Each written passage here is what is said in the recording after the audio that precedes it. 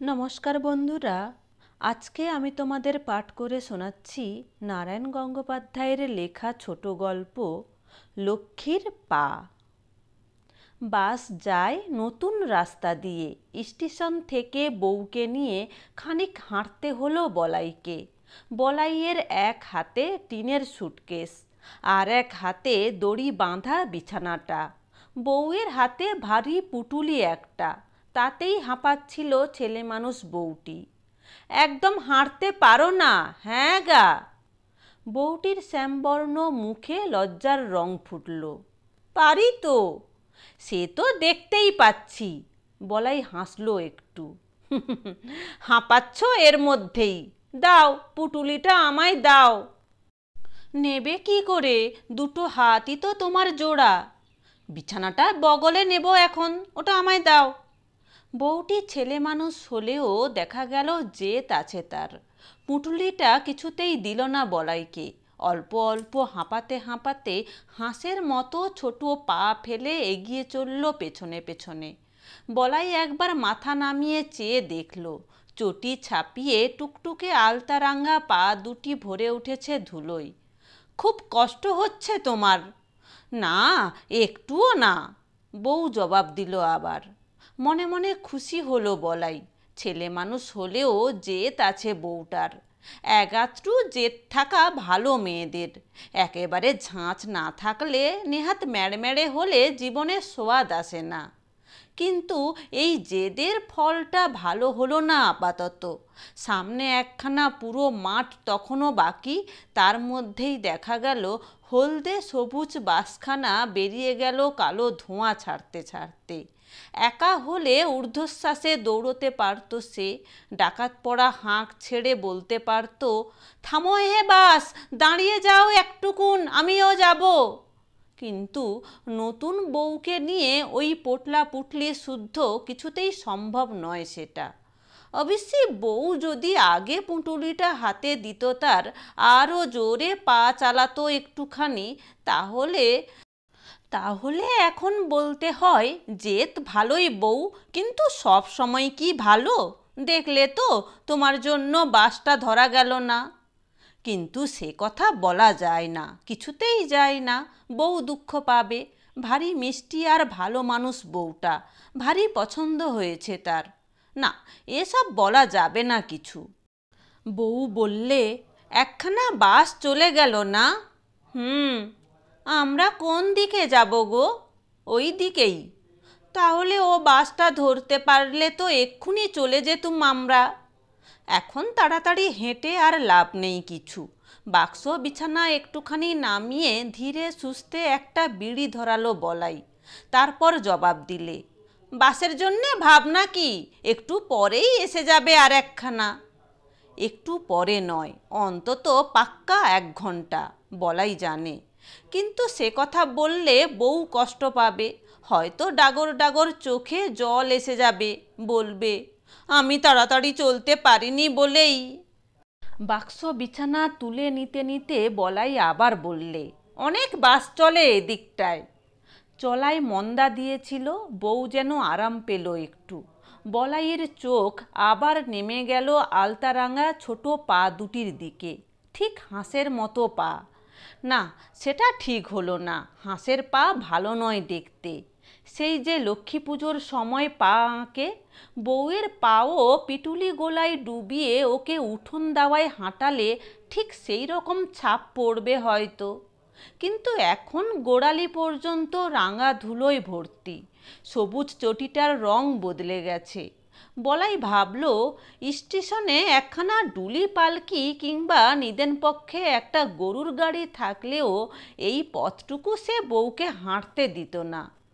বড় রাস্তার পাশে নয়াঞ্জলিতে লগলগ করছে কলমি শাক। দুটো একটা শালুক ফুটেছে এখানে ওখানে। তার ভেতরে সোনালি রোদ্দুরে পাখা কাঁপিয়ে কাঁপিয়ে উঠছিল ফড়িংয়ের ঝাঁক। একটা পানকৌড়ি ভাসছিল। নয়াঞ্জলি পেরুবার জন্যে দুজনে বাঁশের সাঁকোতে উঠতেই টুপ করে ডুব দিলে পানকৌড়ি। ডুব সাঁতার কেটে কলমি আর শালুক পাতার তলা দিয়ে কত দূরে গিয়ে গলা তুলল। বউ সাঁকোটার উপর দাঁড়িয়ে দাঁড়িয়ে দেখল তা, একটুখানি হাসলো। তারপরে, পানকৌড়ির ছড়া জানো? বলাই দুষ্টুমি করে বললে। জানি নে, তুমিই বলো। পানকৌড়ি পানকৌড়ি ডাঙায় ওঠো সে, তোমার শাশুড়ি বলে গেছে বেগুন কাটো সে। ছড়াটা শেষ করবার আগেই বাকিটুকু ধরে দিল বলাই। বেগুন হলো চাকা চাকা, বউ হবে খাঁদা নাকা। সাঁকোটা পেরিয়ে দুজনে এধারের রাস্তায় পৌঁছেছে তখন। বলাই হাতের সুটকেস আর বিছানা বড় একটা শিশু গাছের ঘন ছাওয়ার নিচে নামিয়েই বউয়ের নাকটা ধরে নেড়ে দিলে একটু। তাই বলে আমার বউয়ের নাক মোটেই খাঁদা নয়, যেমন ছোট্ট তেমনি টিকলো, ঠিক যেন সিঙাড়া ফল একটা।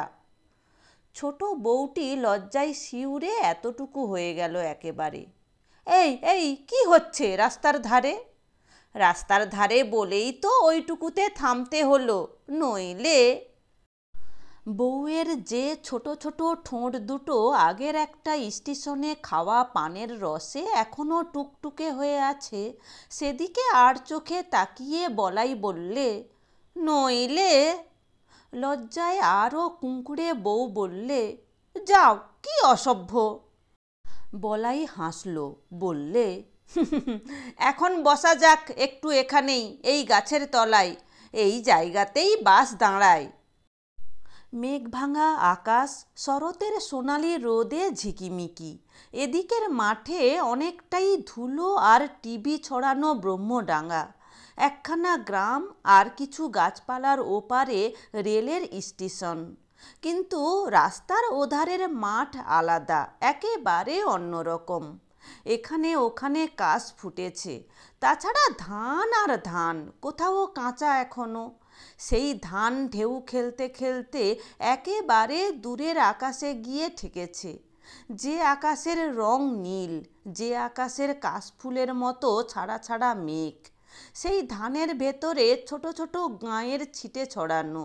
দু একটা তাল নারকেল, তাকিয়ে থাকতে থাকতে যেন ঘুমে ভরে আসে চোখ দুটো। মাথার উপর শিশু গাছের পাতায় শিরশির হাওয়া, রোদটা সোনা মাখানো। বউ বেশ কিছুক্ষণ ধরে চুপ করে বসে সেই রোদ, সেই আকাশ, সেই ধান ক্ষেত দেখতে লাগলো।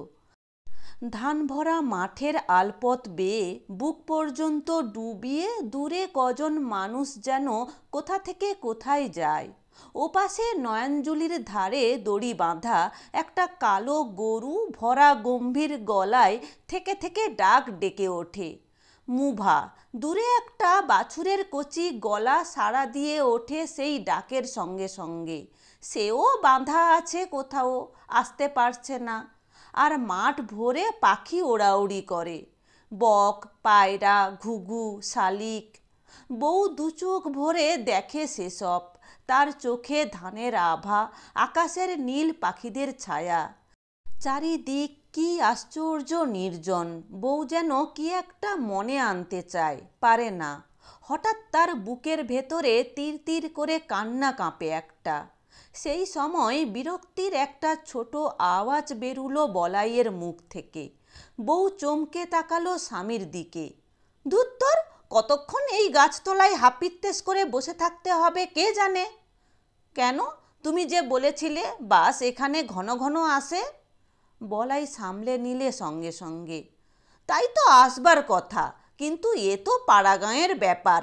এ তোমার রানীগঞ্জ নয়, কিংবা কাজরা কলিয়ারির মোড়ও নয় যে সর্দারজিরা একেবারে টাইম বেঁধে বাস নিয়ে আসবে। তা আসুক না যখন খুশি, বউ শান্ত ঠান্ডা গলায় বললে। আমার খুব ভালো লাগছে এখানে বসে থাকতে। রানীগঞ্জে তো খালি কালো মাটি আর কয়লার ধুলো। ধান ভরা মাঠের দিকে চোখ ছড়িয়ে দিয়ে বউ বললে, কি শুকনো খটখটে ডাঙা, এমন ধানই হয় না ও দেশে। সে কথা অবশ্যই বলতে পারো, বলাই খুশি হলো। বাংলাদেশের কত জায়গায় তো গিয়েছি, কিন্তু আমাদের জেলার মতো এমন চোখ জুড়ানো ধান আর কোথাও দেখিনি। হ্যাঁ গা, এমন ধান ছেড়ে তুমি কেন খাদে গেলে কয়লা কাটতে? বলাই অস্বস্তি বোধ করল। না, বলা যায় না, সে কথা এখনো বলা যায় না বউকে। হ্যাঁ গা, তোমাদেরও নিশ্চয়ই ক্ষেত আছে, সেখানেও নিশ্চয়ই এমনি করে ধান ছাপিয়ে পড়ে। সেসব ছেড়ে কোন প্রাণে তুমি চলে গেলে ওখানে? ওই মাটির তলায় আঁধারে নেমে সাঁওতাল আর হিন্দুস্থানিদের সঙ্গে কয়লার গাঁইতি মারতে ভালো লাগে তোমার? আহ, এই ছেলে মানুষ বউটা তো ভারী জ্বালালো। বলাই আবার বিড়ি বের করে ধরালো একটা। আমার যদি এমন দেশ থাকতো, এমন ধান থাকতো, আমি কোথাও যেতুম না। মাঠ ভরা ধান থাকলেই যে চাষার ভোগে লাগে না, এই সোজা কথাটা বলতে গিয়েও ঘুরিয়ে নিলে বলাই। কয়লার দেশের মেয়ে হয়ে কয়লার নিন্দে করছো বউ? কোন দুঃখে কয়লার দেশের মেয়ে হতে যাব? বউ একবার মাথা ঝাঁকালো। একটা ছোট্ট রূপোর ফুল ঝিকমিক করে উঠল সিঙাড়া ফলের মতো টিকলো নাকটিতে। আমাদের দেশ তো ছিল সেই মেদিনীপুরে। সেই কবে একবার সাগর থেকে খুব বান এসেছিল না? আমার বাবা সে সময় বাপ মা ভাই বোন আর সব হারিয়ে চলে এলো কয়লার দেশে দোকান দিলে। নইলে তো কেবল সাগরের বানই মানুষকে ঘরছাড়া করে না, আরও অনেক চোরা বান আছে যা একটু একটু করে পায়ের তলার মাটি কেড়ে নেয়। কিন্তু ছেলে মানুষ বউকে সেসব বলে ভয় পাইয়ে লাভ নেই। এখনো 16 পেরোয়নি ওর বয়স, ওর পাশে বেশি কাঁটা ফোটেনি। পিটুলি গোলায় ওর পা ডুবিয়ে ঘরের দাওয়ায় হাঁটতে বললে ঠিক ছাপ পড়ে যাবে আলপনার লক্ষ্মীর পায়ের মতো। ওর চোখে এখনো ধানের রং, নীল নীল আকাশের ছায়া। ওর চোখের কালো কালো তারাই পাখিদের ডানা কেঁপে চলেছে। বলাই একটু অন্যমনস্ক হয়ে গিয়েছিল, চমক ভাঙল বউয়ের কথায়। ওটা কি পাখি গো? ওটা ওটা তো বক। খুব হয়েছে মশাই, বক আর চেনাতে হবে না আমাকে। ওই যে ওটা, ওই উড়লো, কালো মতন দেখতে। কিন্তু কি সুন্দর রং ওর গলায়, বুকে। ও, ওটা নীলকণ্ঠ। নীলকণ্ঠ? বাহ, কি মিষ্টি নাম! আমি কখনো দেখিনি এর আগে। কলিয়ারির বাজারে আর নীলকণ্ঠ কোথা থেকে আসবে? বলাই তাচ্ছিল্যের ভঙ্গিতে হাসল। আমাদের এ দেশে তো কত আসে, চাও তো কালই গুলতি দিয়ে মেরে দেব একটা। ভয়ের ছায়া কেঁপে উঠল বউয়ের ডাগর ডাগর চোখে। সে কি গো, এমন সুন্দর পাখি মেরে ফেলবে গুলতি দিয়ে? একটু মায়া হবে না তোমার? বলাই হাসল। তার বউটা ভীষণ ছেলে মানুষ, ভীষণ মিষ্টি। ঘরে যদি সৎমা না থাকতো, আর সেই সৎমার জ্বালায় জেরবার না হয়ে যেত ওর বাপ, যদি বাপের এক চিলতে দোকানটা নেহাত টিমটিম করে না চলতো, তাহলে বলাইয়ের ঘরদোর কোথায় কি আছে না জেনে শুধু বাঙালির ছেলে আর সজাত বলেই একটা কয়লা কাটার সঙ্গে এমন মেয়ের বিয়ে হতো? আলতা পরা পায়ে এখনো ধুলো, এমন গোল গোল ছোট্ট ছোট্ট পাও কি ধুলো মাখবার? এ মানুষকে নিয়ে যেতে হতো পালকি সাজিয়ে। একটা নিঃশ্বাস ফেলল বলাই। কি হলো গো? বলাই বললে, কিছু না, ভাবছি একটু চা পেলে ভারী ভালো হতো এখন। বউ হেসে ফেলল। এই মাঠের ভেতর চা কোথা থেকে আসবে গো? বাড়ি চলো আগে, আমি চা করে খাওয়াবো তোমায়। বাড়ি যেতে এখনো? বলাই আবার সামলে নিল। পাড়া গাঁয়ের বাস, কিন্তু চায়ের দোকান একটা এখানেও ছিল, ওদিকে যে টিনের ঝাপটা দেখছো ওইটে। কিন্তু ওটা তো তালা বন্ধ। বুড়ো খগেনের দোকান ওটা, 3 বছর আগে দেখে গেছি। এর ভেতরে মরে নিশ্চিন্তি হয়েছে কিনা কে জানে, কিংবা হাটে ফাটে কোথাও গেছে হয়তো। মরে যাক কিংবা হাটেই যাক, চা তো জুটবে না। আবার নিঃশ্বাস পড়ল বলাইয়ের। না, তা জুটবে না। অথচ রানীগঞ্জ হলে। রানীগঞ্জ এত ভালো লাগে তোমার? বউ যেন দুঃখ পেল একটু। কয়লা কেবল কয়লা, মাটি কালো, আকাশ কালো, ঘাসগুলো পর্যন্ত কালো। কেবল যখন খুশি চা খেতে পেলেই বুঝি ভালো লাগে তোমার?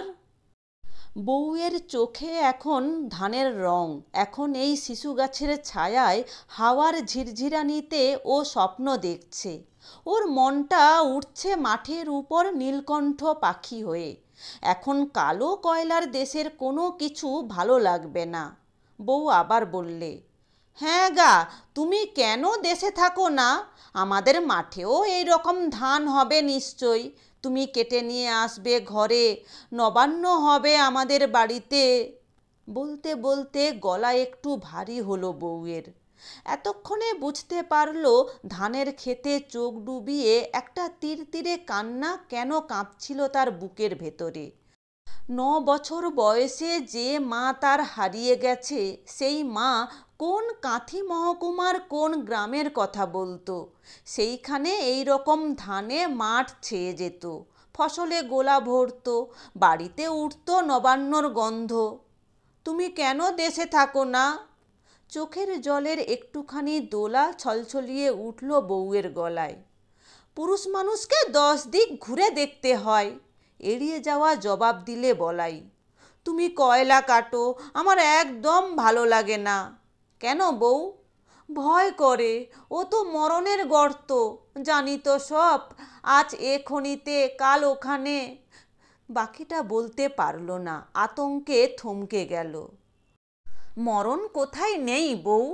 এই ধান ক্ষেতের সামনে বসে হঠাৎ বলাইয়ের চোখে কলিয়ারির সুড়ঙ্গগুলো ফুটে উঠতে লাগলো। মনে পড়ে গেল 500, 700, 1000 ফুট নিচে এই আকাশ, এই নীল, এই মেঘকে কখনো দেখা যায় না।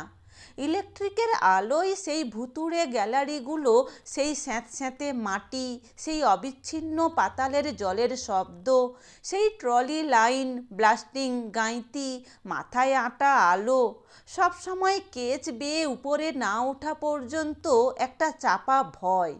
এই বুঝি কোনো জায়গায় গাঁইতি বসিয়ে বেরিয়ে পড়ল খানিক লুকোনো গ্যাস। কোথায় একটা লিক করলো ইলেকট্রিক লাইনে, একটা স্পার্ক গ্যাস, কোল ডাস্ট, আর তারপর বড় ধেমো, তারপর আরও আরও অনেক। রানীগঞ্জে, আসানসোলে, ঝরিয়ায়। একবারের জন্যে সবটা ঘূর্ণির মতো ঘুরে গেল মনের সামনে। কিন্তু এই ছোট্ট নতুন মিষ্টি বউটাকে এসব কথা বলা যায় না। বলাই নিজের কথারই জের টানল। মরণ কোথায় নেই বউ, ধানের ক্ষেতে কাজ করতে করতে আলকে উঠে ছোবল দিতে পারে, নাঙল দিতে দিতে মাথায় বাজ পড়তে পারে। বউটা ছোটোখাটো হলে কি হয়, তেজি, বেশ তেজি। থামো বলে আলতোভাবে ধমকে দিলে স্বামীকে। এইসব নানান ভাবনার মধ্যেও বলাইয়ের মনে হলো মেয়ে মানুষের একটু তেজি হওয়া ভালো। একেবারে ঠান্ডা ম্যাড়ম্যাড়ে হলে জীবনে সোয়াদ থাকে না। বউ বললে, থামো, বোকা ভুলিও না আমায়। আমি রানীগঞ্জের মেয়ে, কয়লা খনির কথা আমায় শেখাতে হবে না।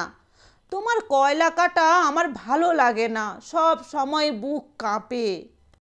আরও তো অনেক মানুষ পিঠে নামে বউ। নামুক গে, সাঁওতাল আদিবাসীরা যা খুশি করুক, ওরা তো মরবে জেনেই আসে। মরবে জেনে কেউ আসে না বউ। বলাই জোর করে হাসল। তারাও মানুষ, প্রাণের দাম তাদেরও আছে। তাছাড়া কেবল ওদের কথা বলছো কেন? এখন তো কলিয়ারিতে বাঙালিরাও কয়লা কাটে, আমাদের ওখানেই তো আরও কজন আছে। থাকুক গে, তারা তো পেটের দায়ে এসেছে। আমাকেও যেতে হয়েছে পেটের দায়ে। না, কখনো না। বউ প্রতিবাদ করল। হ্যাঁ গো, তোমার জমি আছে, ধান আছে, দেখো তো চেয়ে মাঠের দিকে, কত কত ধান। মা বলতো ধানেই লক্ষ্মী। কেন তুমি ধান ছেড়ে চলে গেলে কয়লা কাটতে?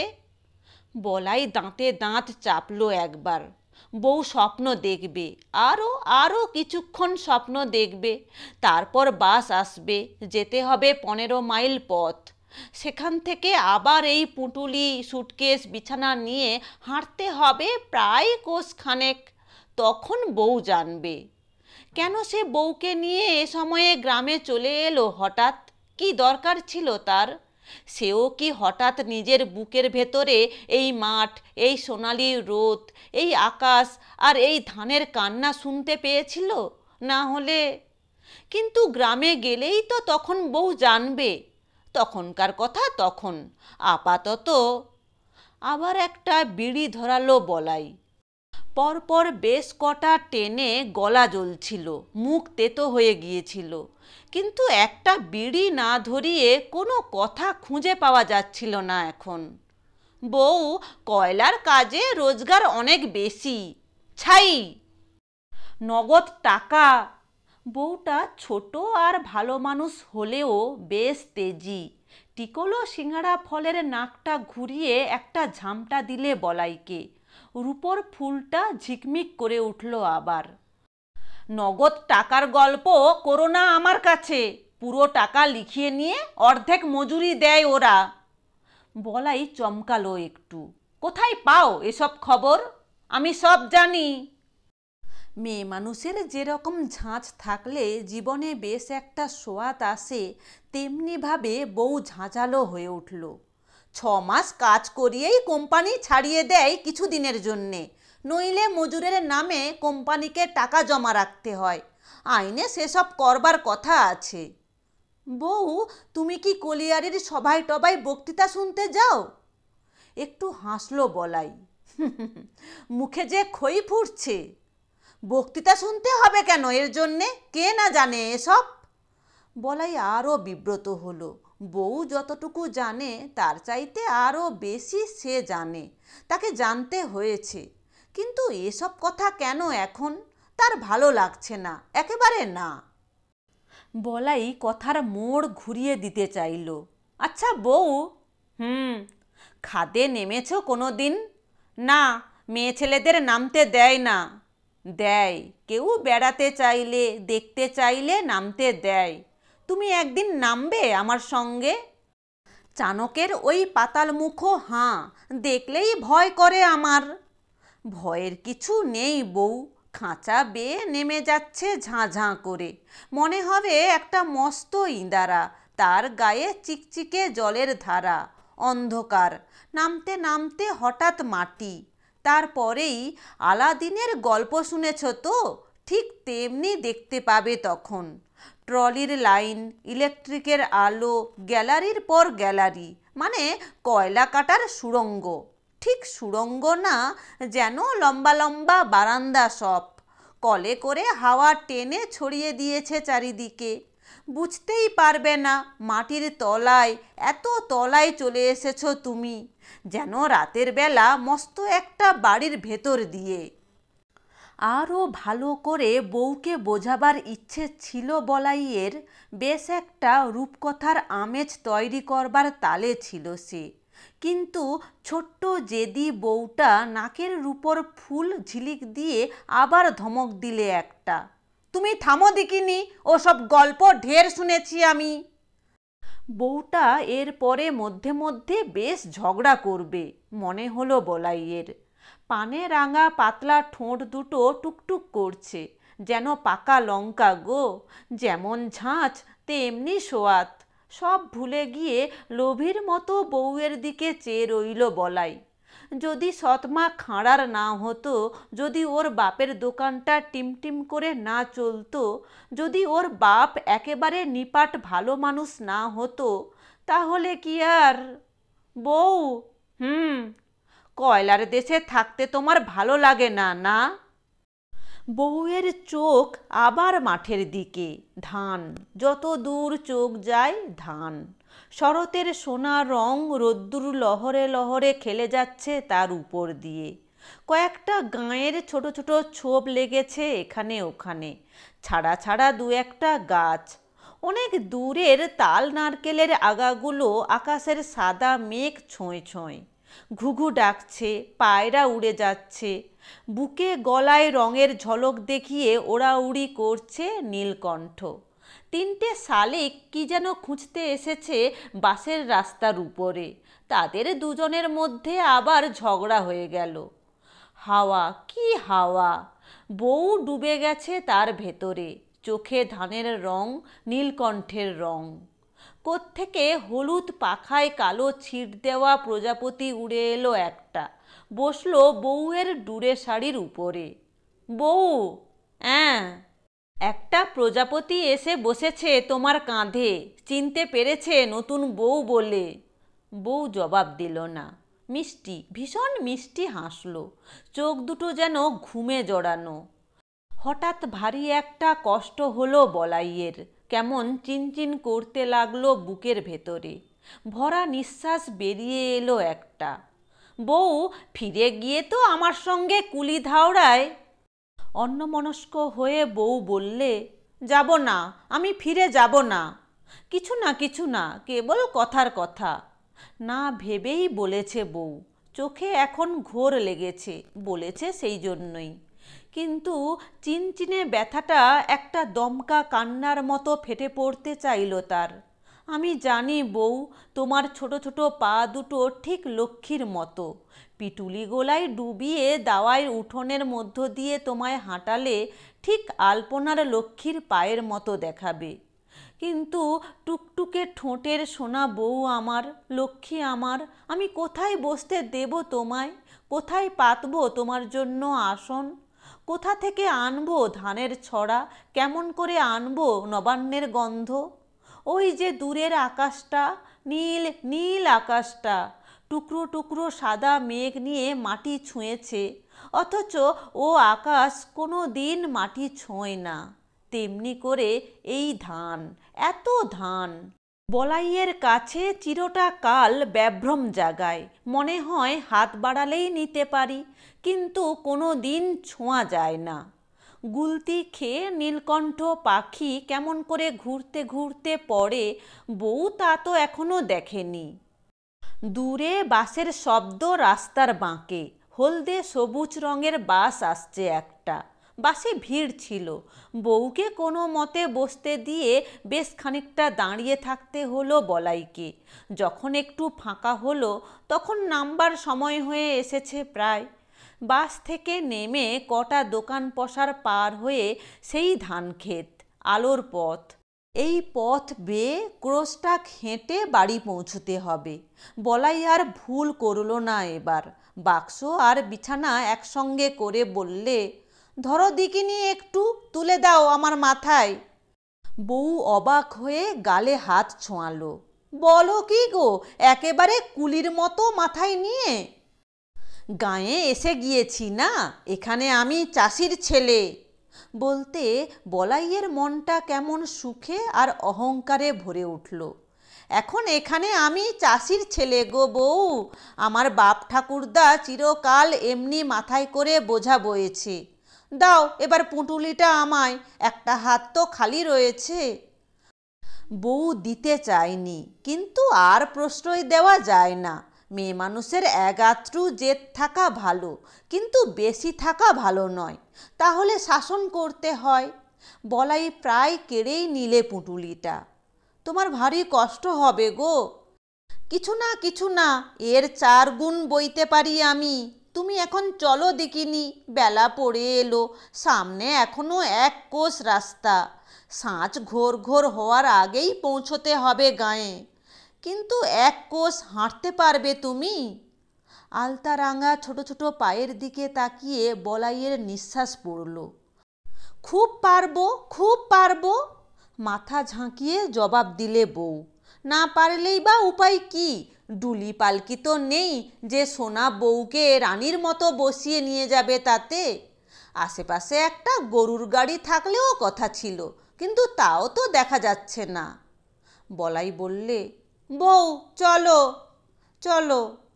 ছোট ছোট পা ফেলে হাঁসের মতো ভঙ্গিতে বউ সঙ্গে চলতে লাগলো। এখানেও দুধারে ধান, রং ধরা ধান।